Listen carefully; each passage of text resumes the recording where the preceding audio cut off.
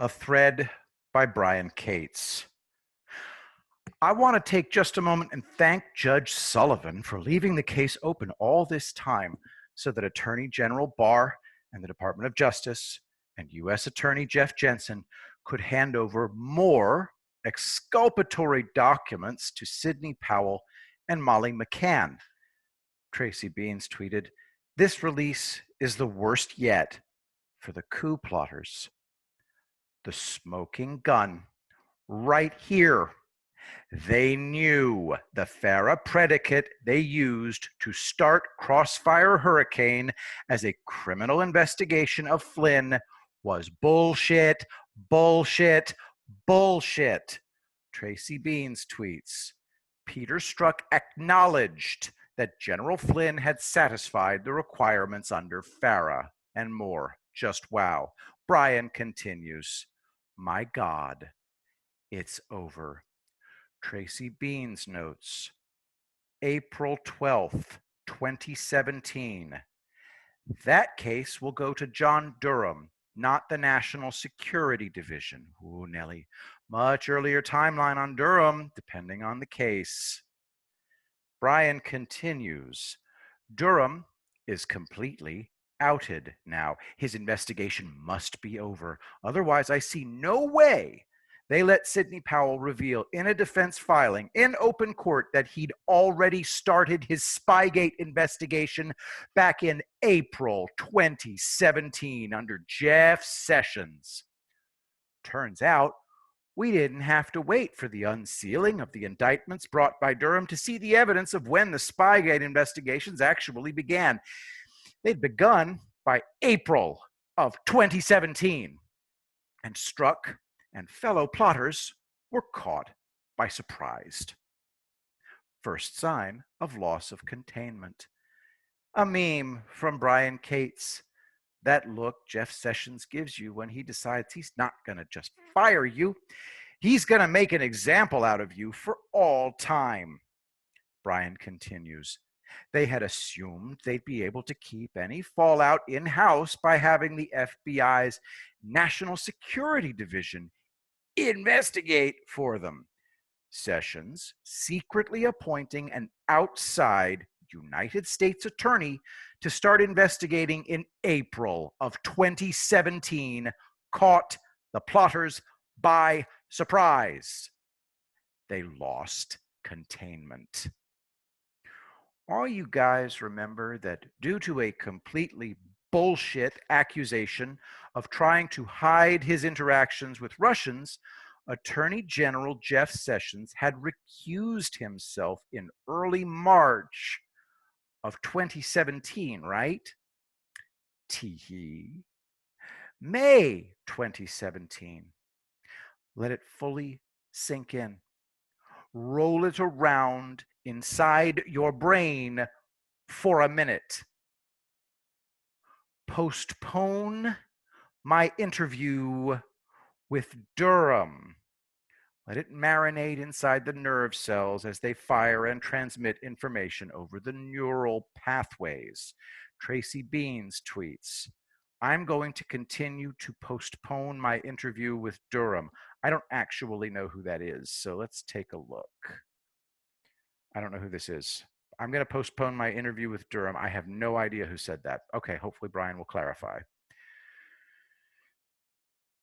Should I keep my interview with John D? I don't know who's saying these things. I'm sorry, guys. We'll figure it out. I'm going to continue to postpone my interview with Durham. May of 2017. Pretty sure postponing didn't save him. Friday is going to be lit like a fill in the blank. If they let all of this out of the bag now by handing it to Sidney Powell so she could publicly reveal it in a court filing, I sure hope all the proper loins out there are properly girded by now. Maybe it was, I guess it was Strzok. It had to have been Strzok. Focus on this. Strzok and others could have leaked when Durham began investigating this at any time. They didn't because the serious people in charge of this put the fear of God in them. The people in charge of this are good. They are very, very good. They managed to keep the truth about when United States Attorney John Durham of Connecticut first began investigating Spygate under wraps until freaking September of 2020. Do you realize how amazing this is in a town like DC with its leak culture? Does not compute. From April 2017 to September of 2020 is more than 3.5 years. And that Durham started in early 2017 never leaked as everybody watched the epic Trump Sessions puppet show feud. Remember who told you first. From the epictimes.com, Trump and Sessions using their quote feud as another chaos narrative to hide what they're really doing, I'm assuming, to hide what's actually happening. That's from August 27th, 2018. Thank God President Trump assembled a team around him early that successfully pulled off one of the biggest disinformation campaigns in history to protect what is the biggest and most serious national security investigation ever attempted by the Department of Justice. This also dropped today. Chuck Ross tweeted, "It's not an overstatement to call this a bombshell. FBI investigated Steele dossier source as possible Russian spy years before Trump probe." No wonder, Brian continues, no wonder the FBI waited to cross all the I's and dot all the T's until 3 months after getting the Carter Page warrant to finally interview Steele's main source. They already knew all about him. Yup. The FBI knew all about Igor Danchenko because they'd already investigated him as a Russian spy back in 2010. And they had a FISA warrant on him. The irony is making my head explode. I love how Liz Wheeler aptly sums up what happens here in one tweet. Liz Wheeler tweeted, "Imagine, after spending $30 million on the 2-year Mueller probe and falsely accusing the president of treason, the actual Russian collusion was Hillary Clinton paying Fusion GPS for Steele's anti-Trump dossier, which was sourced by a man the FBI suspected of being a Russian spy." Brian continues, "So, the Brookings Institute, far-left Soros think tank, research assistant Christopher Steele, used as the main source, so he says, for the Steele dossier. Info used to get the Carter Page FISA warrant was investigated by the FBI in 2009-2010 for being a Russian agent with a FISA.